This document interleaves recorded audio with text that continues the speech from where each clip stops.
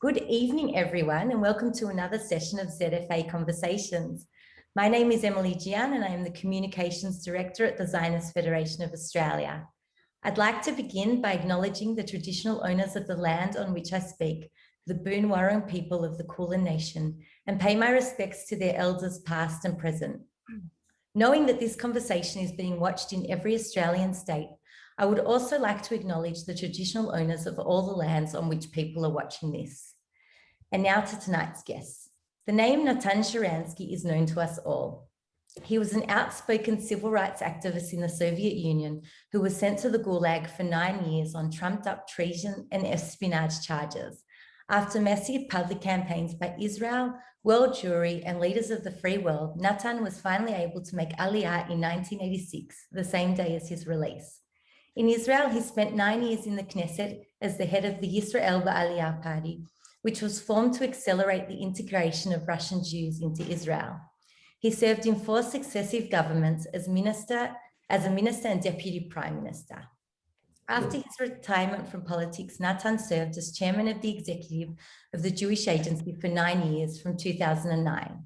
He is the author of 4 books, including Never Alone, Prison, Politics and My People, which is the main topic of our discussion this evening. He is also the recipient of Israel's highest honor, the Israel Prize. Gil Troy is an award-winning American presidential historian and a leading Zionist activist. Indeed, Gil's essay, Why I Am a Zionist, is a seminal tract and I think should be required reading for all Zionists and indeed all Jews. The author of many books, including biographies of US presidents and an anthology on Zionist thought, and most recently, Never Alone, which he co-authored with Natan.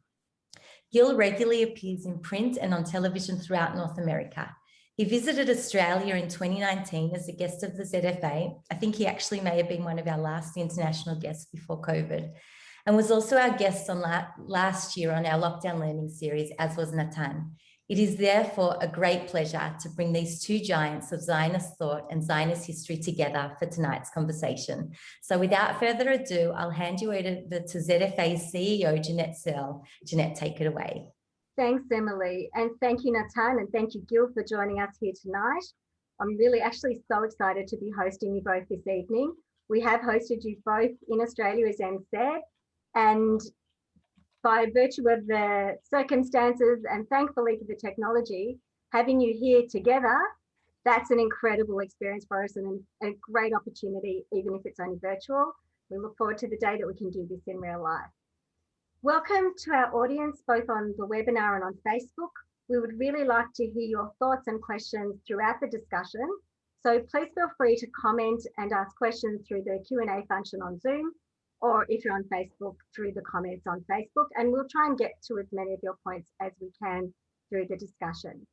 So tonight we are discussing your book, Never Alone, newly launched book, Never Alone, Prison, Politics and My People, give it the full title.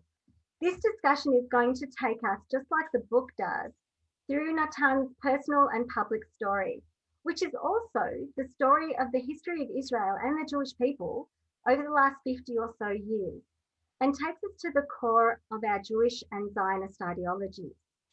We're going to put the link to where you can purchase the book from Amazon in the chat function here, and I really do recommend you read it. It's a great read.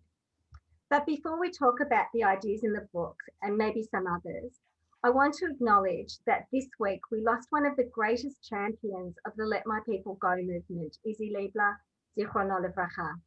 He was a statesman, a leader, a strong and tenacious advocate for Israel and the Jewish people, and a Zionist beyond compare.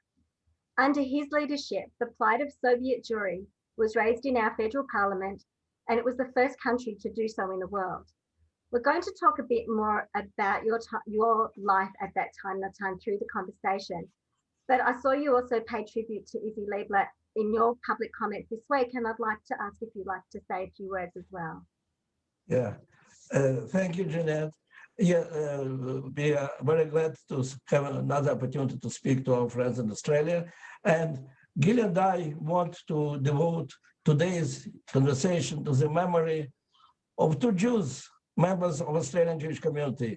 One, of course, is Izzy Liebler, who was really the first Jewish leader in the world, who started speaking, in fact, launched the struggle for Soviet Jewry then in Australia in 1959. So in America, my friends are still debating what was first, 1964, when Student Struggle created the first Jewish organization to fight for Soviet Jewry, or 1966, when Elie Wiesel wrote his really important book, The Jews of Silence, after visiting Soviet Union. But the fact that 5, 6, 7 years before, in the far distant Australia, there was a Jewish leader who already started the struggle, it's really difficult to understand how it happened. And of course, I knew Izzy all these years, and my last meeting with him, only 2 weeks ago, I visited him. Of course, he was ill, but all his conversation, all his concern is about Israel, about the future of Jewish people, about connection between Jews and Israel. Absolutely outstanding figure. Another Jew that we want to mention was Professor Louis Waller, who passed away almost exactly a year ago, professor of Mona University, outstanding specialist in the international law, defender of the rights of the minorities, and the last but not the least, the grandfather of many of my grandchildren, because his Zionist education of his children brought to the fact that many of his children and his grandchildren are in Israel, and one of them married my daughter. So I know that Wendy, his widow, is watching us, so I wish to Wendy and our extended Jewish family and all our Jewish community of Australia, who are such an important part of our Jewish family, a lot of health, recovery, speedy recovery from all these epidemia, and next year in Jerusalem. Natan, thank you for those beautiful words. And I think apart from anything else, and it's really appropriate that you've dedicated this session to them, but apart from anything else, just the fact that you share grandchildren with Australians just shows the interconnectedness of the Jewish people. And, you know, we talk about partnerships, we talk about Jewish peoplehood. It's right there. So thank you for sharing that. But onto the book. It's a really unique collaboration, and it's so interesting to read a book of two great thinkers who I've actually heard many times before. I've heard you both speak. And as I said to you just earlier, I can hear each of your voices so clearly and so definitively throughout the book. It's a unique collaboration. So Gil, can you tell us a little bit, how did this project come about? And how did you work together to weave the narrative of Natan's story with each of your very strong voices? Good evening, and I echo Natan's beautiful words and your beautiful words.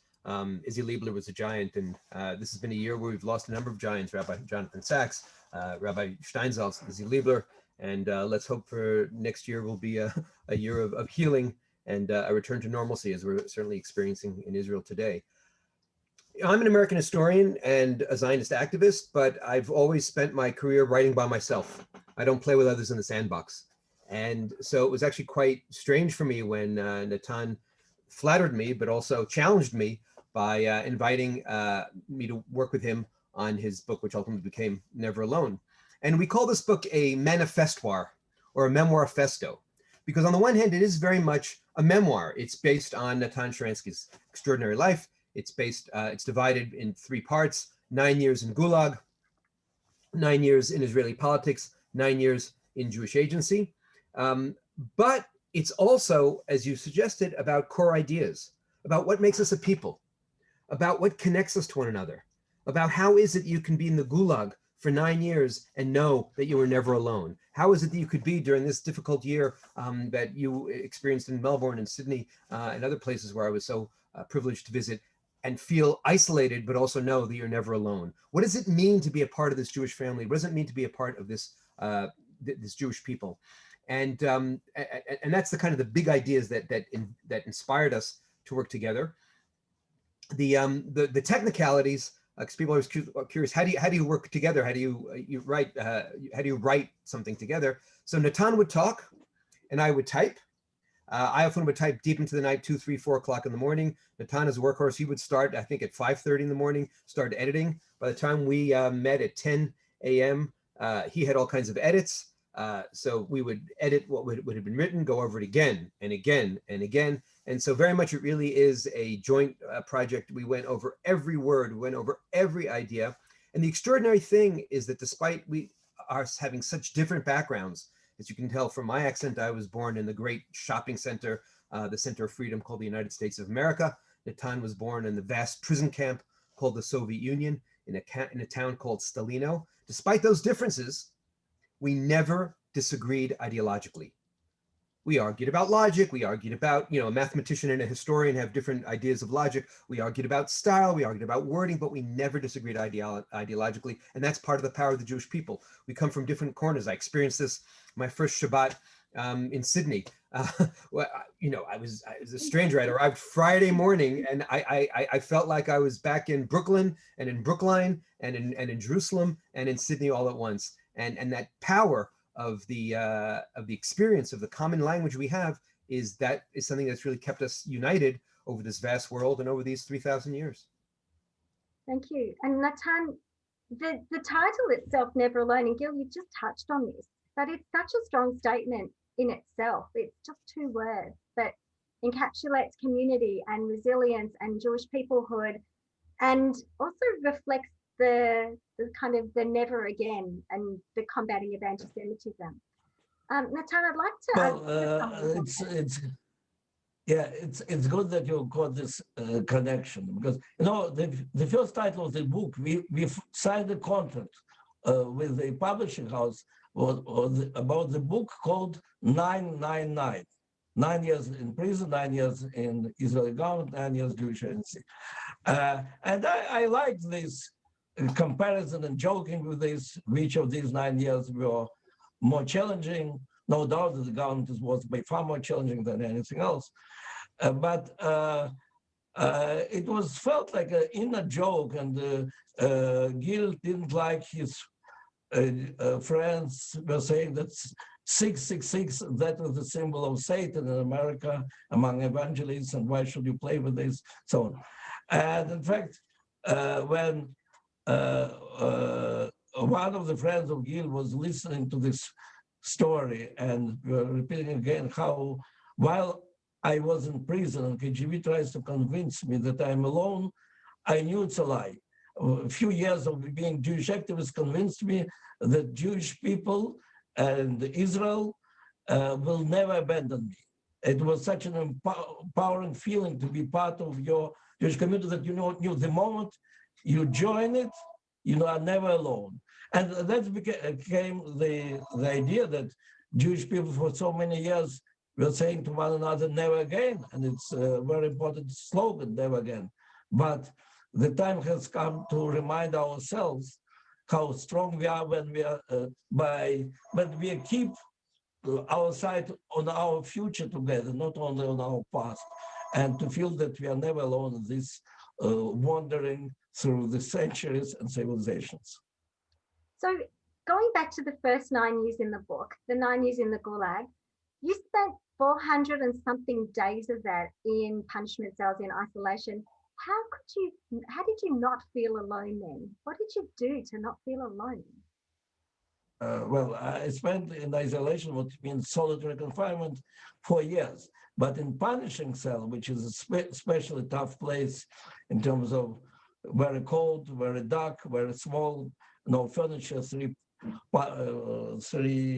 pieces of bread and 3 cups of water a day, I spent 405 days. And it's really very challenging. But what is really important when you're on this station is, first of all, to remind yourself all the time why you're there, why you are not accepting KGB proposal to cooperate and to be free.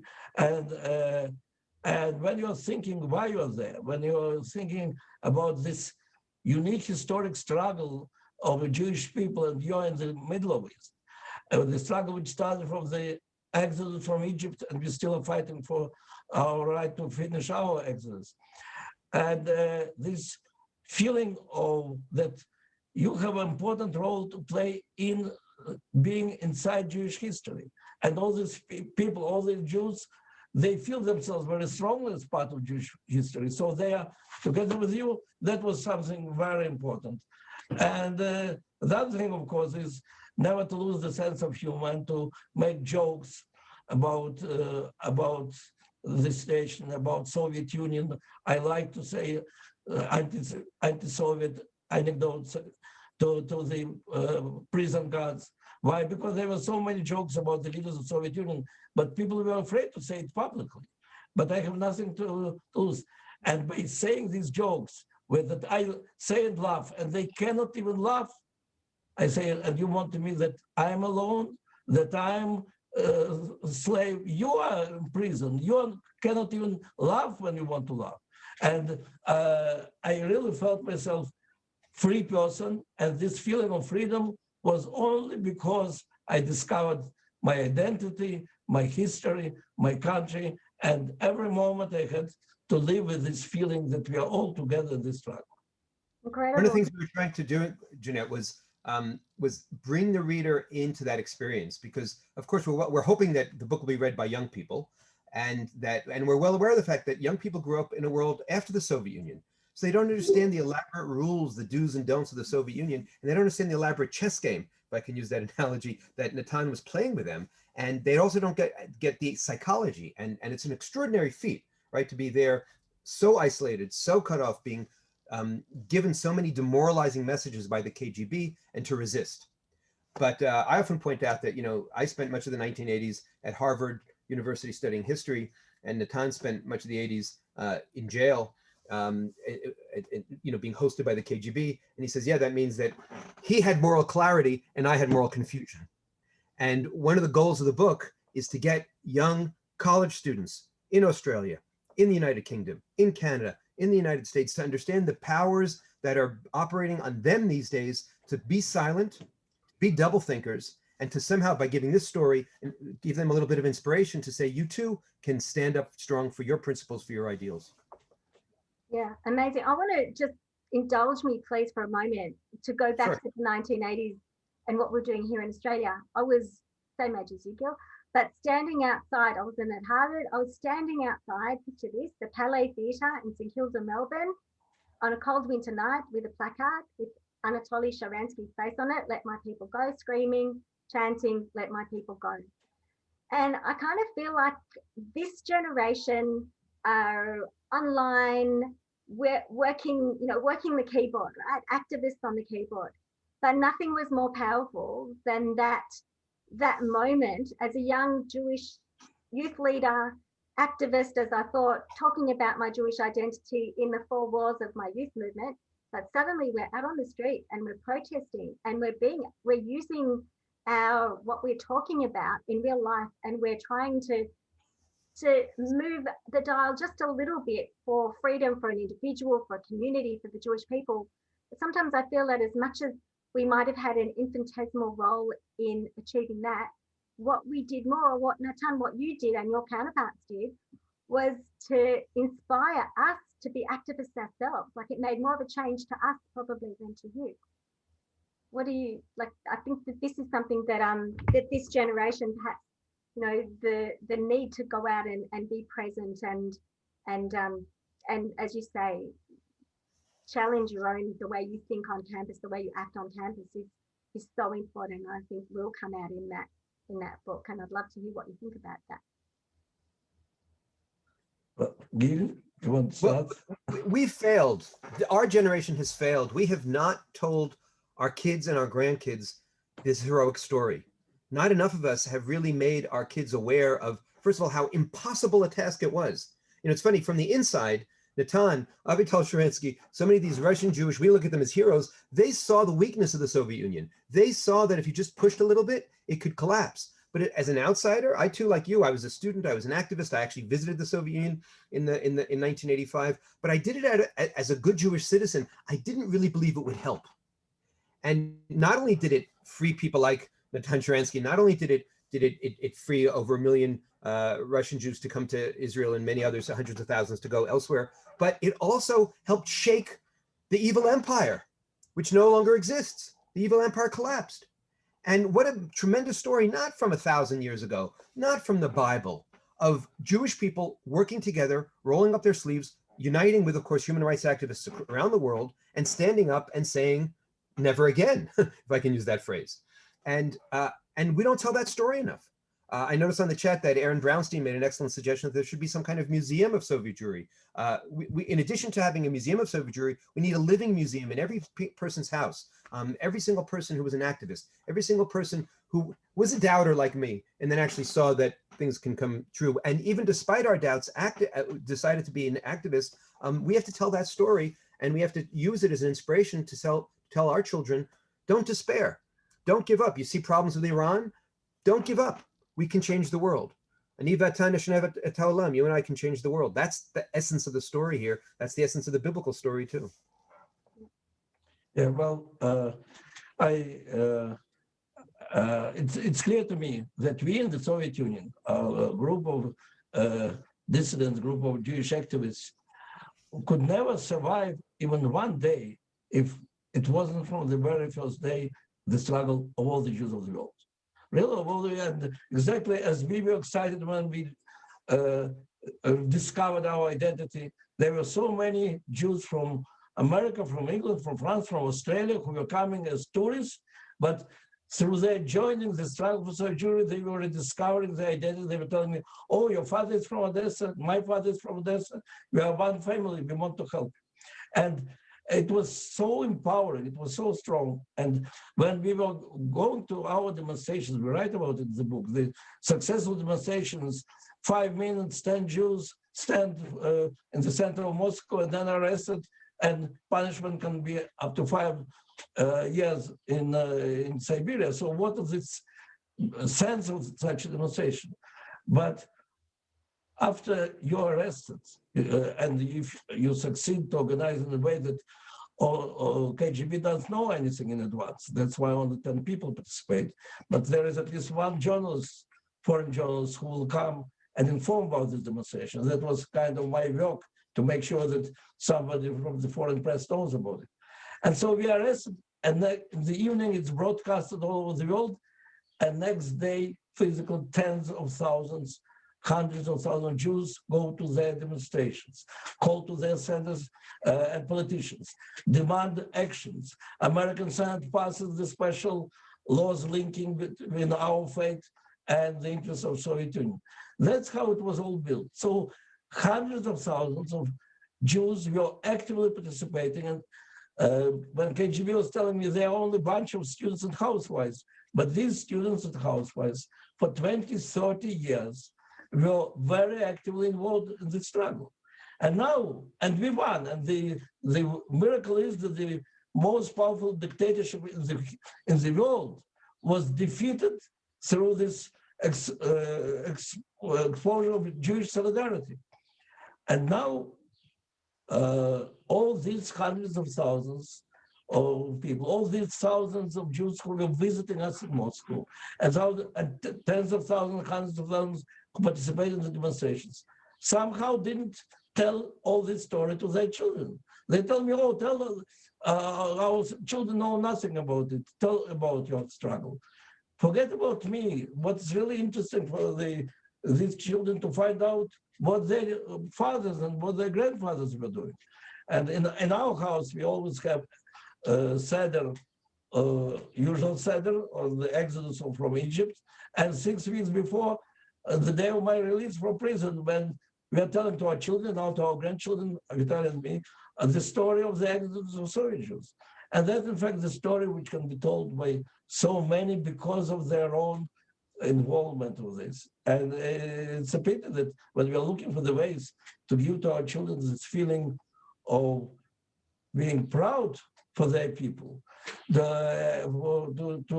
this feeling of how powerful we are when we are united. And we are not using the story which happened in our days, in our generation, with the help of those hundreds of thousands of Jews. It's interesting, it sort of relates to some things that you said in the book, and you talked a little bit earlier about doublethink, about the phenomenon of, you know, being in Soviet Russia and having to behave one way and thinking another way. And then, you know, somewhat 30, 40 years later, in 2003, was it, going on a campus tour and seeing that emerge in the least likely of places among you know, the most privileged, the most free young people in our lifetimes.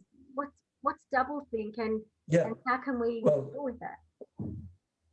Well, this phenomenon of doublethink is really something which struck me then, 20 years ago, and which is very dangerous phenomena which happens in the free society today. In the Soviet Union, it was clear that you have to live double life. One life is what you're saying publicly, what you're reading, what you're writing, how you're voting.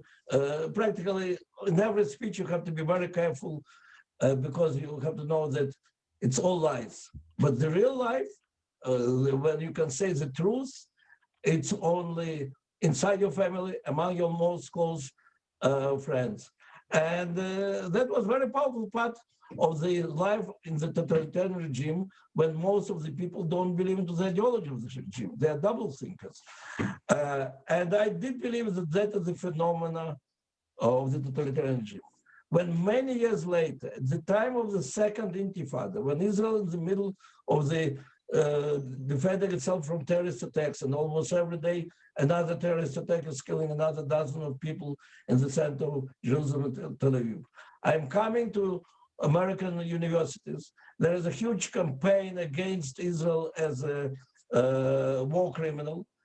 And I meet some of the many Jewish students in the leading universities of America and Canada who feel themselves embarrassed by this campaign. And some of them don't want to believe to this campaign, but they say, but you know, for us as liberal Jews, it will be better if Israel doesn't exist, and then we don't have to defend ourselves against all these awful accusations. And some of them understand that it's all lie. And as one girl from Harvard University, business school of Harvard University, tells me, I wanted very much to sign a letter in support of Israel, but I know that 3 of my professors who are very important for my career will not like it, and I prefer to be silent for the next couple of years until my career will be defined. And I thought, my God, it's not in Moscow at the times of Brezhnev, it's in Harvard Business School. And so I saw more and more this phenomenon. Of course, there were young Jews who were ready to fight openly, proudly for Israel, but there were so many who preferred to be silent and to wait until their career will not be in danger. And that's when I said to Ariel Sharon that when I came back and I was in the government, that I believe that the most important battlefield for the future generation of young Jews is American universities. And well, I don't have to say this, and then this problem became deeper and broader, and it's not only about Jews. There is some poll that we quote with Gil in America, which shows that practically majority of American people on the left and the right prefer not to speak publicly about their political views, and that's something for all of us to be concerned about. Gil? This is a very painful subject, especially for me, because I'm a university professor, and I always like to point out that I hit the university and I loved it so much that I never left. I'm a case of arrested development. But indeed, over the last 10, 20, 30 years, the situation has gotten worse and worse. And I also, we're both well aware that we're speaking to the Australian Jewish community, which on the one hand has a much richer commitment to communal Jewish education, to communal infrastructure, to Jewish identity than, let's say, the typical American Jewish community. But we also know that many of the pressures in an Australian university are much harsher than in many American universities. And there are two things going on. One is indeed our students feel very oppressed, very put upon, very harassed in some universities, not all universities. But also now there's a broader thing where there's an allergy to critical thought, where too many universities have become propaganda factories. This goes way beyond, as Natan is suggesting, this goes way beyond the issue of Israel or Judaism. First of all, nationalism is a dirty word. Religion is considered to be something for idiots. And more than that, if you don't buy into a particular reading of American history as evil, of all these countries, Australia, the United Kingdom, Canada, these amazing democracies as centers of white supremacy, then you're going to get canceled. And the bullying that goes on and the fear that people have, and they have a choice. They say, okay, you know what, I can spend my university career fighting with everybody, or I can be silent. That silence, when you actually know that you think something else, is doublethink.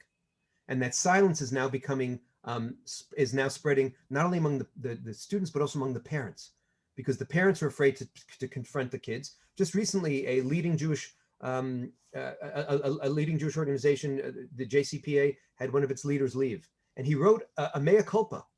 David Bernstein is his name. And he said, I'm sorry.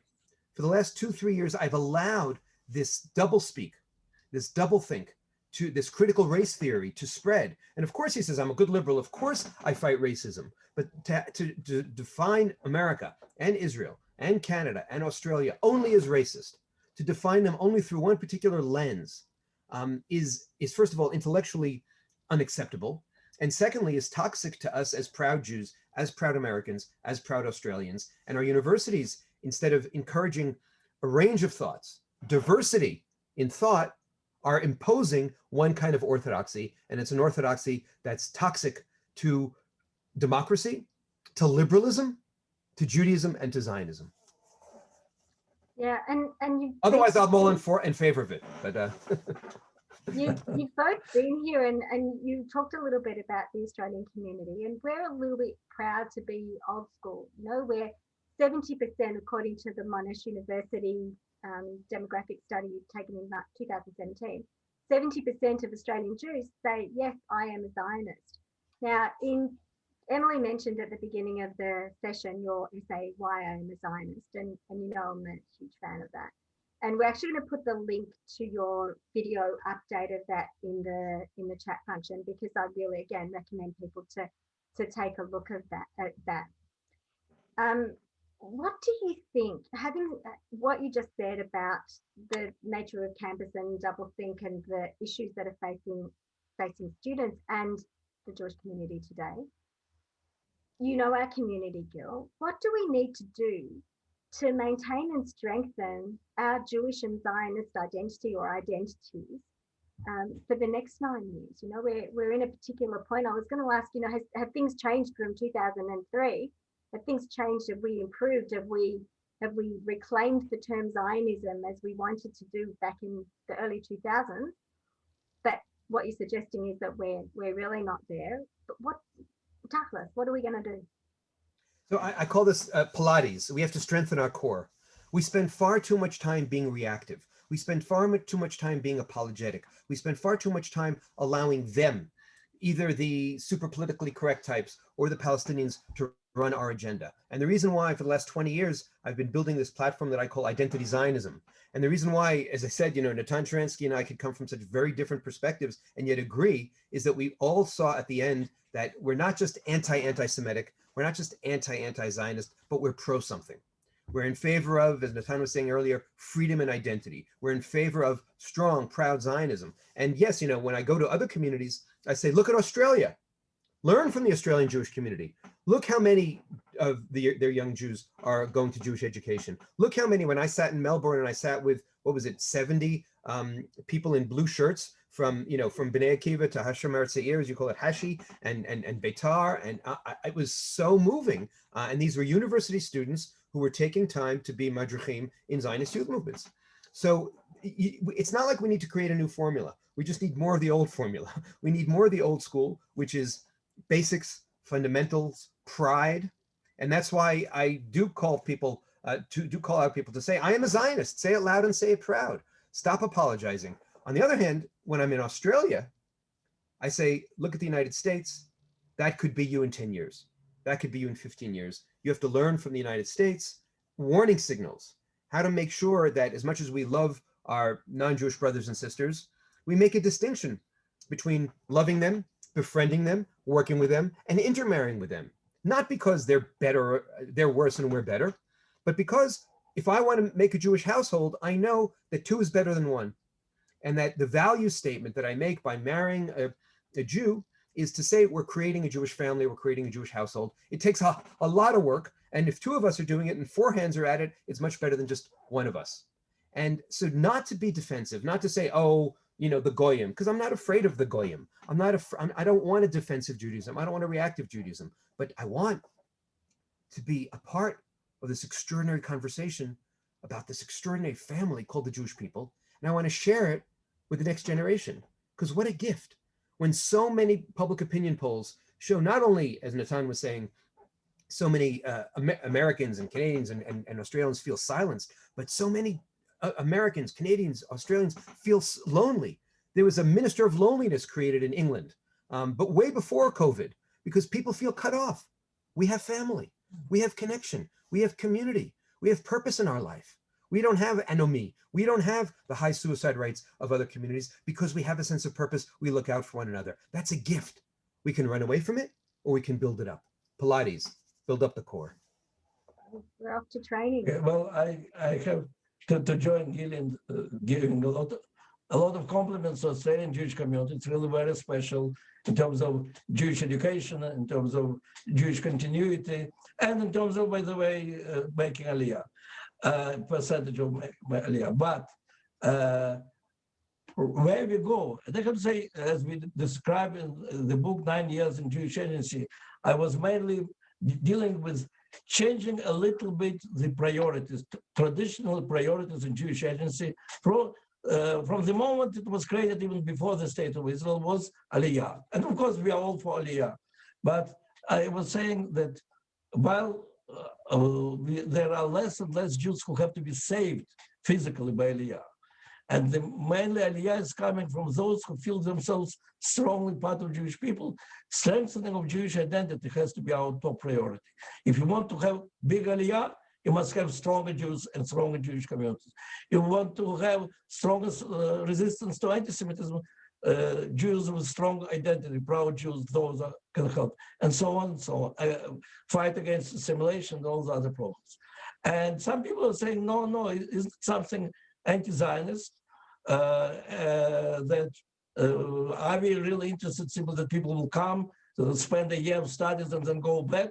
We are interested in them making Aliyah. So I'm really very glad that Zionist Federation of Australia and Mark Liebler, by the way, brother of Izzy Liebler, who is one of the leaders, we are very helpful in supporting this idea that the emphasis has to be on strengthening Jewish identity. And how is strengthening Jewish identity? My experience from hundreds of Jewish communities all over the world where I was. Of course, we have this phenomenon of assimilation, of shrinking of our Jewish communities all over. And there are only two tools which we have against it. It's faith and Zionism. If you're connected with tradition in one another way, I'm not now speaking how deeply Orthodox or non-Orthodox you have to be, but if you're connected to a tradition, and if you're connected to Israel, it's okay. If you have some of it, one of it, it's still there is much to work on.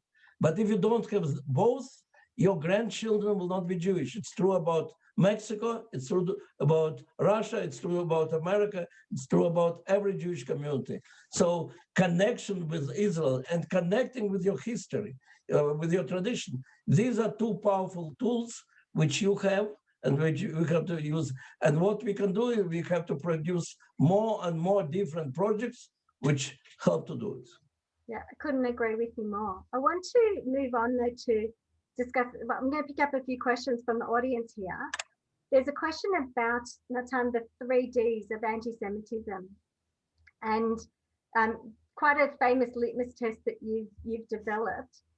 Can you tell us, let's see, firstly, I acknowledge that they've been incorporated into the IRA definition of anti-Semitism, but the question from the audience, from Sam, is has the test, this litmus test, stood the test of time? Well, look, the fact that we even today have a big debate that anti-Zionism has nothing to do with anti-Semitism, or no debate, but there are people and some even Jewish organizations are saying, let's not confuse anti-Semitism with the criticism of Israel, shows that not everybody still understands it. On the other hand, the very fact that so many countries already accepted it, and now even Bahrain accepted that some forms of anti-Zionism or pure anti-Semitism, and we, Bahrain, have to fight it, it shows that that is a very powerful tool which has to be used. We have to show to the people where hatred towards Jews and where hatred towards Jewish state meets. And for me, as somebody who came from the Soviet Union, it is very easy, because everybody who came from the Soviet Union, and I know in Australia we also have people who were former Soviet Jews, it was so obvious in Soviet propaganda, it was clear to everybody, the moment Israel is under attack, your Jewish neighbors have a problem, and vice versa. It was all the same pictures, the same cartoons, the same jokes about Jews and Israel. But in the free world, it was supposed to be different. But when there is big cartoon, which becomes the best cartoon of the year in Europe, Ariel Sharon eating Palestinian kids and blood drops out of mouth, it was so obvious that it's using the same images of blood drinking Jews from the old Christian things. Or when one of the moral leaders of Europe is coming and saying, I visited Palestinian refugee camp, that is Auschwitz of today. No, I know many, I was many times in Palestinian refugee camps. It's a shame that fifth generation of Palestinians is there. We have to discuss why they're and who has to be blamed for this. We can discuss, we have all the answers, but to compare it with Auschwitz, it's clearly you deliberately want to connect Jews with the worst evil in the world. So demonization, delegitimization, and double standard, these are the tools of anti-Semitism for thousands of years. And when we see that the same instruments are used towards Jewish state, we have to understand that's anti-Semitism. Thanks God, there are more and more people and countries who accept this. We still have some Jewish organizations who are confused, who are afraid to say that some criticism of Israel is also modern days anti-Semitism. There's a new big lie about the new big lie.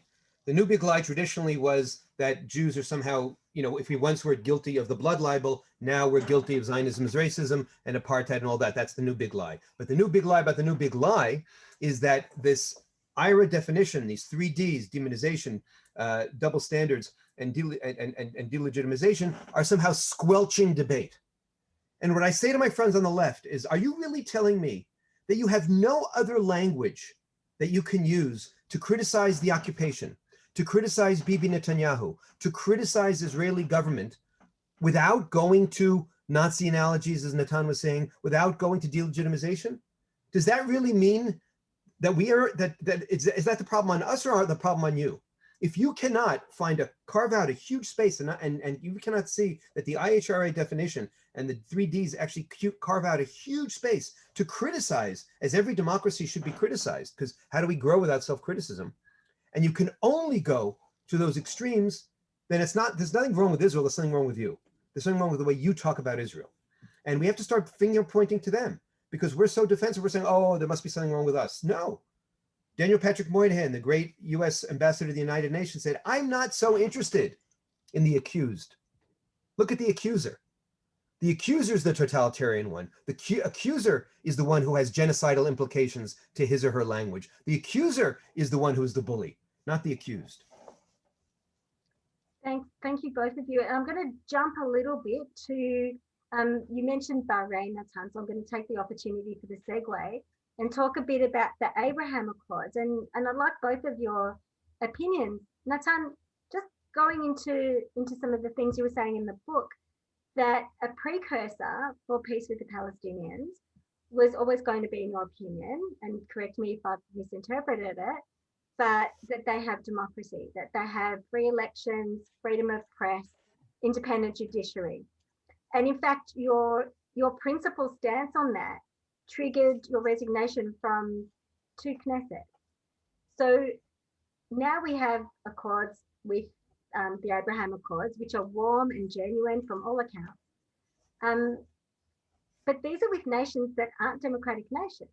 How do you reconcile that? And what do you think about the accord? Well, of course, Bahrain and Morocco of course, if Saudi Arabia will be the next, Saudi Arabia even more, are not democracies in any way.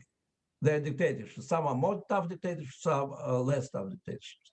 But what I was always saying, you cannot build a peace by giving hand to dictator to oppress their own people. I was very much against Oslo, and we write a lot about it in the book, that the very idea that you bring dictator to Palestine and you say to Palestinians, whether you want or not, he will be your leader because he will bring us peace. And Yasser Arafat destroyed all the beginnings of democracy there, was wrong from the very beginning. On the other hand, we cannot not to deal with the dictatorships. America and Britain worked with Stalin to fight Hitler. So there are cooperation. But what? You're not sacrificing the rights of the people to be free by signing these agreements. The uniqueness of Abraham Accords, and I am a big believer that that is the real beginning of the real peace process, is that not only, it's not closing their people from contact with Israel as it happened with Egypt and Jordan. The peace agreements were signed, but public opinion was very much against Israel, and nobody in Egypt even will think to go to give concert in Israel, because that will be the end of their career, if not killing. Here we have absolute opposite. Like the condition of these agreements is that the governments fully open contacts between people to people. And now we have practically every businessman, every actor, every musician, not speaking about every tourist, wants to visit Bahrain and Israel. And we have a lot of projects which are developed at this moment, and films together and everything. That is really the beginning of building civil institutions of dialogue between Jews and Arabs. And it is absolutely opposite to what was happening with the Palestinian Authority at the times of Oslo agreements. And that's what makes me optimistic. Great to hear some optimism. Gil, do you think that this is potentially going to give us a little crack of light for some sort of future negotiations with the Palestinians? It should. Look, there's a big challenge now with the Biden administration, if I can put on my American history hat and say, you know, there's such a polarization in the United States of America right now. Everything Donald Trump did was evil. Everything Joe Biden did is brilliant, or vice versa. And there's a danger with the new administration that if they only look at everything that Donald Trump did as bad, and they cannot see that the Abraham Accords, as Natan was suggesting, was a real game changer, then they're actually going to not just hurt the Middle East, and they're not just going to hurt Israel, they're going to hurt the Palestinians. Because this really is an opportunity to say, hey, wait a minute, let's stop this complete obsession with only following the Palestinian Authority and Hamas and dancing to their tune. Let's ask a deeper question, which is, how do you build peace between peoples? And part of it, and this I think is very central to issues going on in Australia now, is making sure that there is no boycott. Because how can you build person-to-person ties? And we see that the person-to-person ties are the things that are the base of the Abraham Accords, the excitement that's going on in Bahrain, in UAE, even now starting to build in Saudi Arabia about connecting to Israel. You need those people-to-people accords, those people-to-people ties, if we're not allowed to talk to one another. And who is really most hurt by the boycott? Israel's economy has done very well in the last 10, 15, 20 years. That's not the issue. The two people who are really hurt by boycotts are, one, young Jewish students on campuses in Australia and elsewhere who feel marginalized, who feel attacked, who feel harassed, who feel oppressed, and people on the Israeli left who are the ones who are most likely to want to speak to Palestinians, most likely want to build those ties, and they're not allowed to. I've spoken to people in the American embassy in the US, in Israel, who said, you know what, we had all these lovely civic society building initiatives. We had all these initiatives to build bridges, to even get religious Israelis talking to religious Muslims, Palestinians, and they're all boxed out, not by any Israeli racism, not by any right-wing Israeli government, I'm putting all that in quotation marks, don't attack me, but by the Palestinians and by the left. So we need to say, hey, wait a minute. Donald Trump, for all his flaws, and I'm happy to list his flaws, also at this point, in that moment, Also given what was going on in Israel and the Middle East, and frankly, the fear of Iran was a key part of the glue.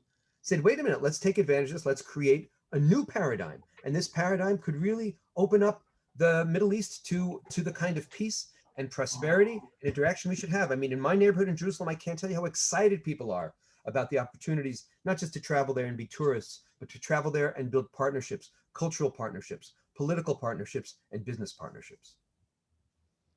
Thank you, Gil. I want to move on to talk a bit about the Israel-diaspora relationship. And I know, Natan, this is something that has been your driver for many years now, many decades now. And you talk about that mathematical, I love the mathematician in you coming out through the book in that lovely symmetry of 999 and all the binary decisions that had to be made. Yeah. But where is the diaspora-Israel relationship going? Where are we at in the development or the progress of our relationship? Of course, that's the central topic of the book, and we write a lot about it. That's, in fact, the book about the dialogue, which was happening, is happening, and should happen between Israel and diaspora. And there are some difficult moments which are very critical, and we write a lot about it. When some diaspora Jews feel betrayed by Israeli government because Israeli government is not giving enough room to their way of Judaism, to their prayer near the Kotel, and so on. Or when Israeli government feels betrayed by American Jews, when in the question of security, which all the forces in Israel agreed that deal with Iran is not good. Many Jewish leaders preferred to keep good relations with their president than to support Israeli position.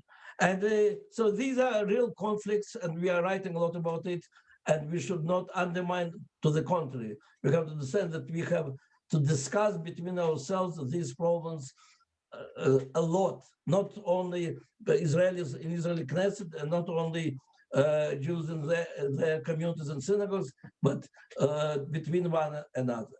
And we are not doing it enough.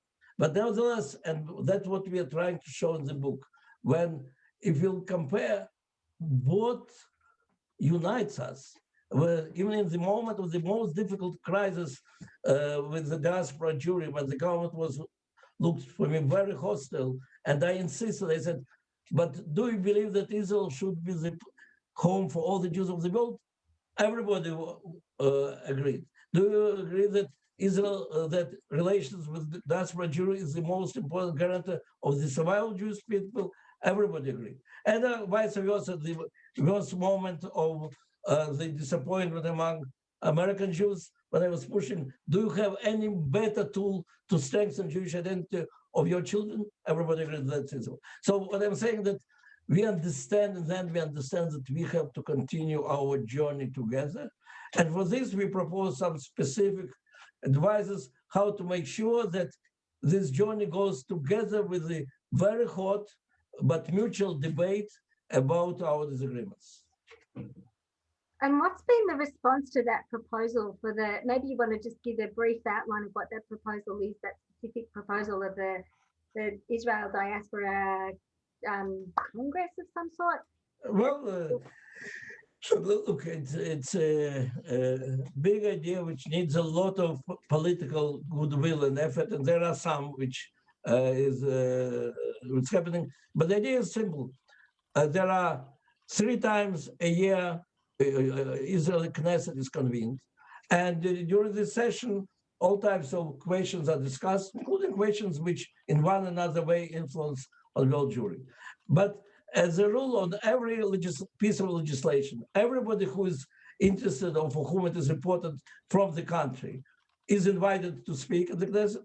The opinion of world Jewry is not really heard, even in the questions like national law or some others, or fighting BDS and so on.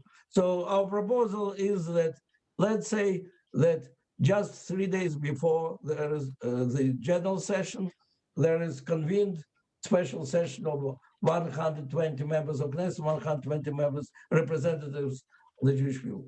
And all those laws which are supposed to be discussed in this session in the next few months, which can have any importance, and many of them can have importance for world Jewry, will be brought first for this discussion. And educational committees will be discussing, and the security committee and the welfare committees. There are different types of discussions. And then this opinion, world Jewry cannot vote, but the opinion has to be heard and will be taken into account. And well, we are giving many examples how it can be done. But again, the fact of discussion will not always will change the results. But the fact that people involved in mutual overlooking for decisions together changes all the atmosphere. One of the challenges in writing the book was not falling into just sort of like a kumbaya, let's love everybody approach. And one of the challenges of us being centrists is not saying you're right and you're right too. We do say, let's, to use a Natan metaphor, turn the chessboard around and learn from the other person, but it doesn't necessarily mean we necessarily agree with the other person. It doesn't necessarily mean that we don't have strong opinions. And the challenge is how to be a muscular moderate, how to be in the middle, have strong positions, but also be open. And we also, I think one of the challenges, and this response to some of the questions I've seen in the chat, is we have to make sure that we don't define the Jewish conversation based on the margins.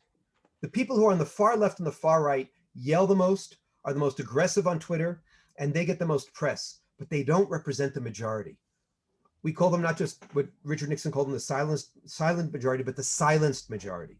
And many more people, as Natan is suggesting, care about the Jewish people. Many more people want to continue this conversation. Many more people want to be proud of their connection to Israel, even in the United States, let alone in Australia, Canada, the UK, and elsewhere. And we have to build on that. We don't have to not only build on the margins and build on the dissidents and build on the angry ones. We have to build on the centrists who say, wait a minute, there's a lot of good going on in Israel today, not just the problems. There are lots of progress going on, not just challenges. Thank you. And this conversation could go on for much longer, but we're actually nearing the end of our hour. I just want to acknowledge and apologize to all the people on the chat whose questions we didn't reach. And we have questions there from New Zealand, from America, and all across Australia. So thank you for joining and for your engagement. I'm going to ask one question, one final cheeky question for a final cheeky couple of words from each of you. What's next? What's in the next 9 years? Natan? Next 9 years. What is the next 9 years? Gil, you start. You're a historian. You start. Well, for me, I'm continuing to fight the good fight, hoping to visit my friends in Australia very, very soon when travel becomes a verb again. I'm trying to now translate my book, The Zionist Ideas, into Hebrew, and to continue work on what I call identity Zionism, to invite people not just to defend Israel, but to celebrate Israel, not just to be a part of the Jewish people because you're guilted into it, but be part of the Jewish people because it's such a tremendous opportunity. And I feel blessed every day that I can be in conversation with people like you all over the world who really care about Israel, care about the Jewish people, and ultimately care about liberal democratic values. And when I say liberal democratic values, I'm not advocating one partisan position or another. I'm talking about John Locke and John Stuart Mill and Betty Friedan and Martin Luther King and Isli Lieber as well. Thanks, Gil. Natan? If your question is about personal plans, I plan to have more grandchildren and to continue broadening our Australian and non-Australian part of our family, meaning that they all in Jerusalem, of course. And I'm the chairman of the ISGAP, the Institute Fighting Against Anti-Semitism, so no doubt we'll have enough work for the next 9 years too. And I'm the chairman of the Institute for Shlichim of Jewish Agency, and hopefully now after Corona, we'll have more and more Shlichim all over the world.